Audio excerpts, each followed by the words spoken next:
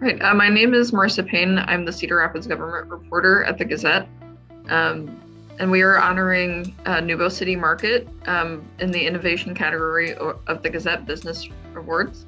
So congratulations. We're excited to honor the organization for, all that you guys did in 2020. Between the hatchery program, which I'll let you speak about that, and renovating the NewBo City Market spaces for new vendors to come in as people moved out with the pandemic. There's so much that you guys did in this past year. So I'll leave it to you to kind of explain, 2020 and how NewBo City Market did what you all did last year. Thank you, and thank you for the honor of this award. It's a privilege, I think, to be able to serve our community in the way that we do. So it's great to be recognized because there's a lot of hard work, just from staff people, but also our own volunteers, and then the shopkeepers, obviously, keeping their own enterprises going. So thank you. I guess if we do a quick recap of some of the things that impacted us in 2020. Obviously, the pandemic was just really a tough time for small business everywhere.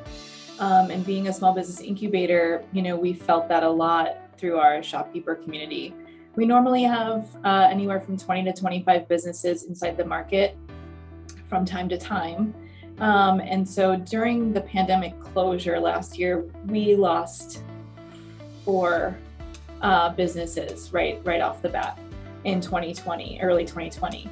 And they did not return, but what that kind of let us, gave us the ability to do was take a look at what we were providing and what the spaces, the infrastructure, the physical support that's here.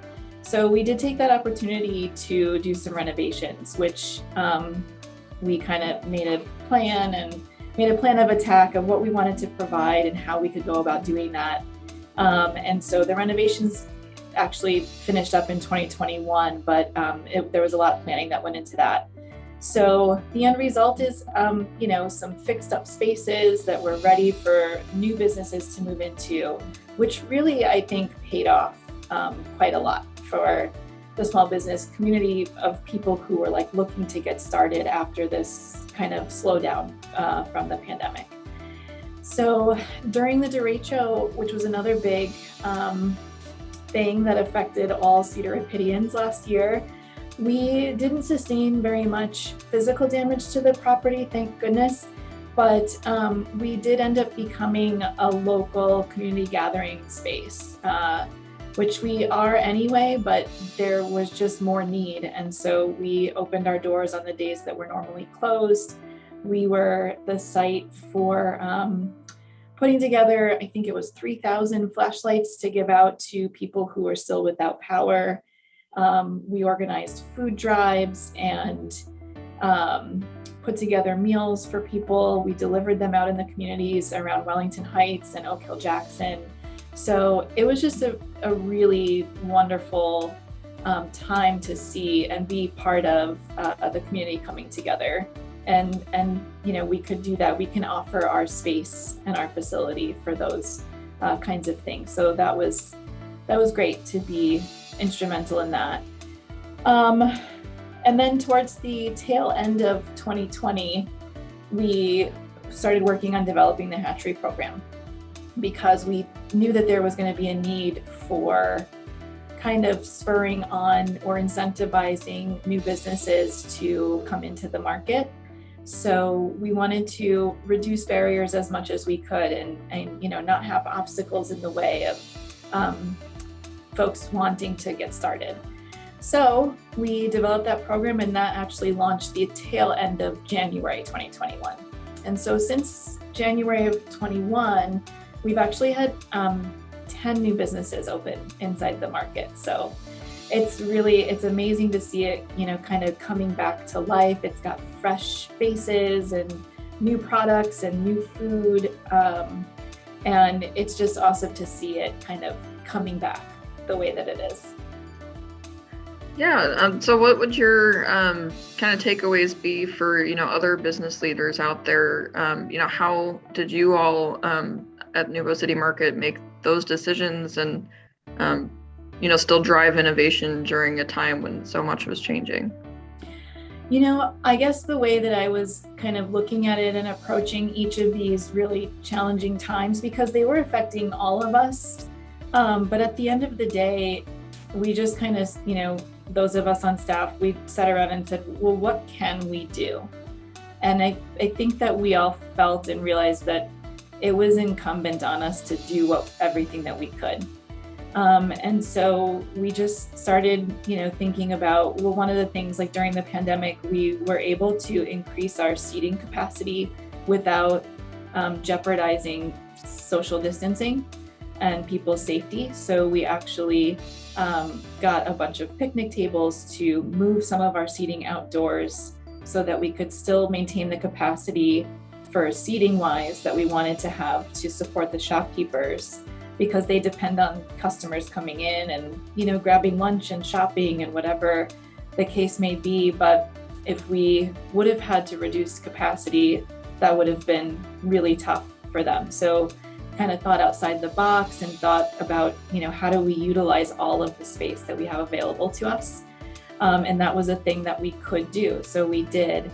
Same thing with the hatchery program. We weren't sure in the beginning, how we were, where we might get all of the funding for it, because we're putting dollars behind the program in terms of the discounts on rent that we're offering. So, that we knew that was going to be a long-term challenge for us that we wanted to. I felt really confident that we could overcome it, but initially we just thought, we've got to do it. We've got to get new businesses going and get them started, and this is the ideal place to do that. And thankfully, the funding has kind of followed the vision and the desire that we have to do the right thing. And so I feel really fortunate and lucky that, people get what we're trying to do. And so we've had some amazing contributions come in from both corporations and from just private individuals who are really behind the program. So I think the message I would say is just do everything that you can do. When you see that there's a problem, try to address it and use everything that you have at your disposal. And as long as you're there, as long as there's passion behind it, I think, everything else kind of falls into place.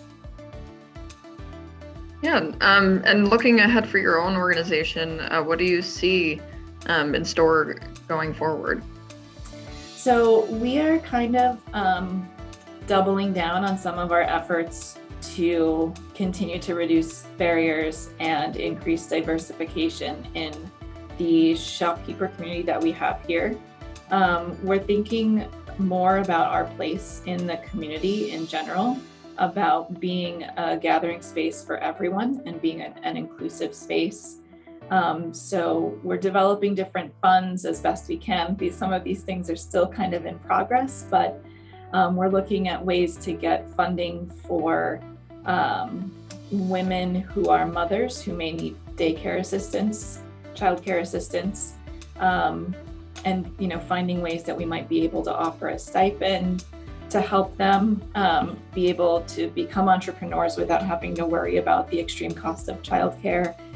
Looking at different ways that we can support more diverse community events that happen at the market as a gathering space. Again, it's a natural fit for like large festivals such as Juneteenth and Pride Fest, Asian Fest. Those are all things that we want to see continue in our community, and we'd love to have them happen here. So we're trying, coming up with different ways where we can kind of help mitigate some of those fees that go along with it.